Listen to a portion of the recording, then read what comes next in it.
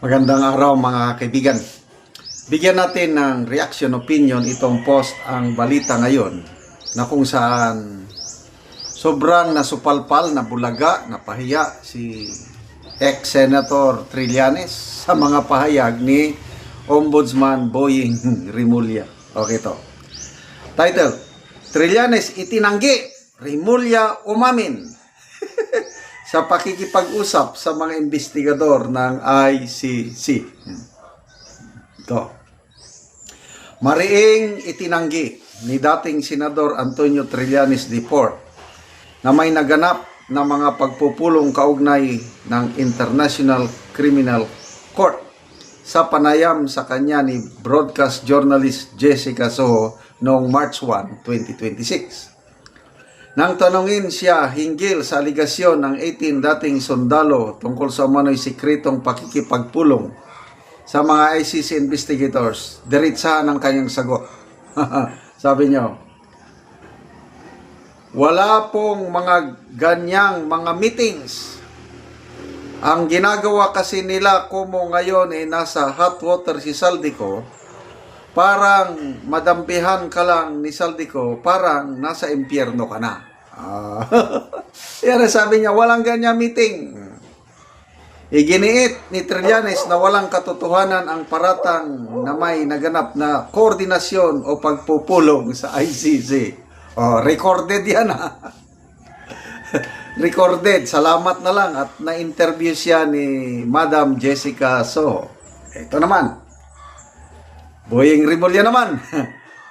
Ngunit kinabukasan, March 2, 2026, mismo si Ombudsman Jesus Crispin Rimulya ang umamin na nagkaroon sila ng pag-uusap ni Trillanes noong 2025 at ipinakilala sa kanya ang dalawang personnel ng ICC. Ani ni Rimulya. Ito. Believe din ako kay Ombudsman Boying Rimulya. Thank you, sir, for your honesty. Yan ang lalaki. May salita. Sabi niya, sinabi ko na kausap ko. Ani ni Rimulya, totoo yun. Nakipag-usap ako kay Trillanes. Pinakilala niya sa akin yung ICC, yung dalawang personnel na ICC. Kasi nga, meron kaming usapan na ang testigo ay dapat protektahan. Dagdag pa niya. Sinabi ko, nakausap ko, ano ngayon? Tapos na ata yung pangyayari noon, 2025. Yun, nung kinausap namin after March. Ayon kay Rimulya, naganap ang pag-uusap matapos maihatid sa The Hague si dating Pangulong Rodrigo Duterte. Ito yung naunang pagtanggi noong 2025. Matatandaan ang noong March 20, 2025 sa pagdinig ng Senate Panel on Foreign Affairs na pinamunuan ni Senator Amy Marcos, maring itinanggi noon ni Rimulya bilang Justice Secretary na may anumang komunikasyon o tulong ng pamahalaan sa ICC. Aniya noon, we did not assist the ICC whenever had contact with them. So, makikita nyo, itong ating mga opisyales, niloloko nilang taong bayan, but God has a way of exposing the lies.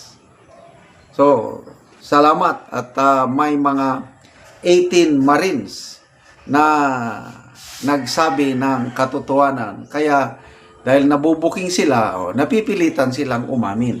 Okay. Tingnan natin people who reacted. 19,000 ang nag-react. 14,000 ang tumatawa. 2,300 ang galit. 2,200 lang ang nag-like o sumang-ayon kay Boying Rimulya. Basa tayo sa mga comments. Jofel Delgado, ha. Mag-usap kayo para maganda ang script. Sa bandang huli, sila din ang magsisihan at magdidemandahan. Yan. Baynora Gayaw, your script is not scripting. Marvin Lopez, sablay yung group effort. Yung isa umamin, yung isa tumanggi. Ramel Ikot, tama, sakto yan. After ni Bangag administration, may kalalagyan kayo. Apal de Guzman, ending yan, sila-sila na mismo ang mag-aaway at magdemandahan. Malapit na tayo sa exciting part. Oh. Eduardo Tamayo, the end is near. Karma is real.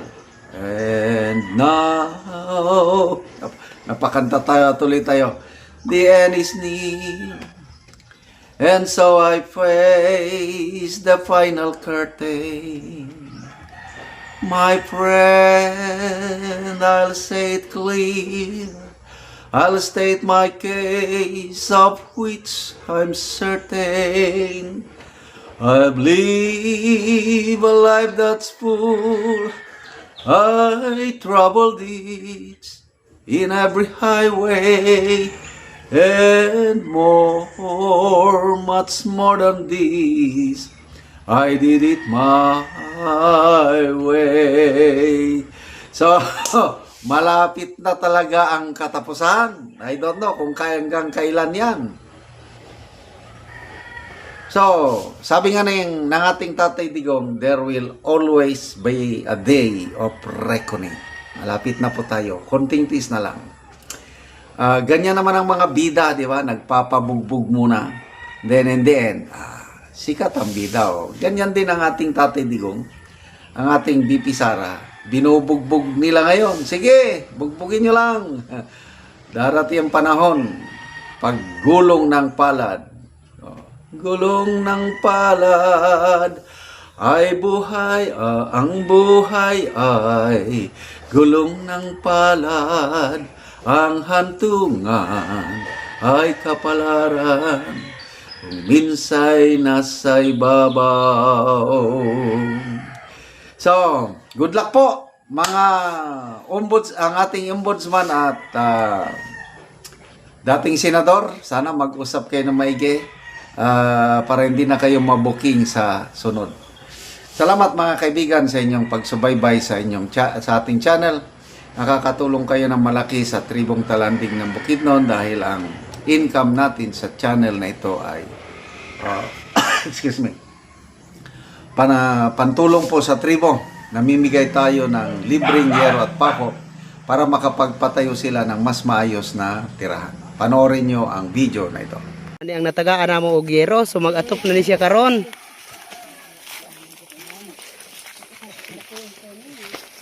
So muna ni ang iyang gipatindog nga balay.